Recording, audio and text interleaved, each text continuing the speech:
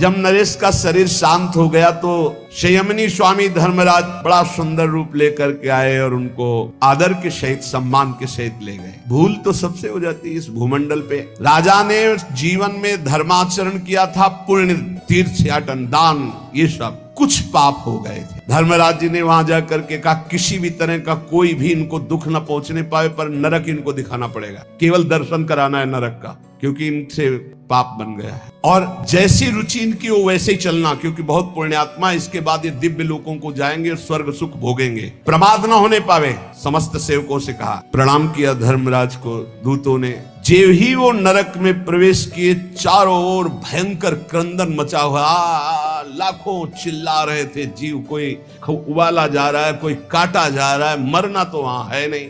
उनको भारी कष्ट हुआ। कहा ये सब क्या है, ये क्रंदन कैसे हो रहा है? धर्मराज के दूतों ने कहा सब पापात्मा जीव हैं जो मृत्यु लोक में जाकर पाप किए, उनका ये दंड भोग रहे हैं। जे भी वो वहां खड़े हुए तो सबका रोना बंद हो गया, न कोई मारा जा रहा है, न कोई काटा जा रहा है, न सब रुक, यमदूत भी रुक गए, सब ऐसे। पूछा ये क्रंदन क्यों रुक गया? तो उनका आप जैसे पुण्यात्मा द्रवित हो गए और खड़े हो गए, तो जितनी देर आप खड़े रहोगे उतनी देर किसी को यहाँ दंड नहीं दिया जाएगा। आपके पुण्य प्रभाव से सबके कष्टों का शमन हो गया। जहां पे यहां से कदम निकाले फिर इनको वैसे दंड दिया जाएगा।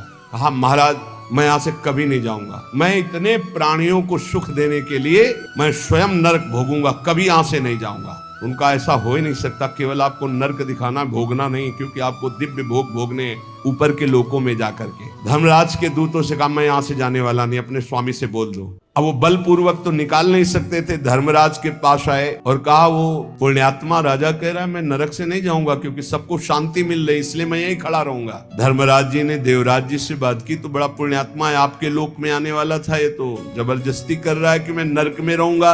अमरावती अधीश्वर देवराज इंद्र धर्मराज दोनों समीप गए और कहा ये पापी जन है, इनको भोगना ही पड़ेगा। वो तो आपके केवल समक्ष सानिध्य के कारण इनका थोड़ी देर के लिए दंड विधान रुक गया आपके पुण्य प्रभाव से। तो उनका मैं अपने मनुष्य लोक के समस्त किए हुए पुण्य, तीर्थयाटन, धर्म फल समस्त नरक के प्राणियों को प्रदान करता हूँ, ये सब मुक्त हो जाए, मैं अनंत काल तक नरक भोगूं। दंग रह गए धर्मराज और देवराज इंद्र। जे ही ऐसा कहा तो सब नरक खाली हो गए। देवराज इंद्र ने कहा अब तो ब्रह्मलोक से आपके लिए विमान आ रहा है।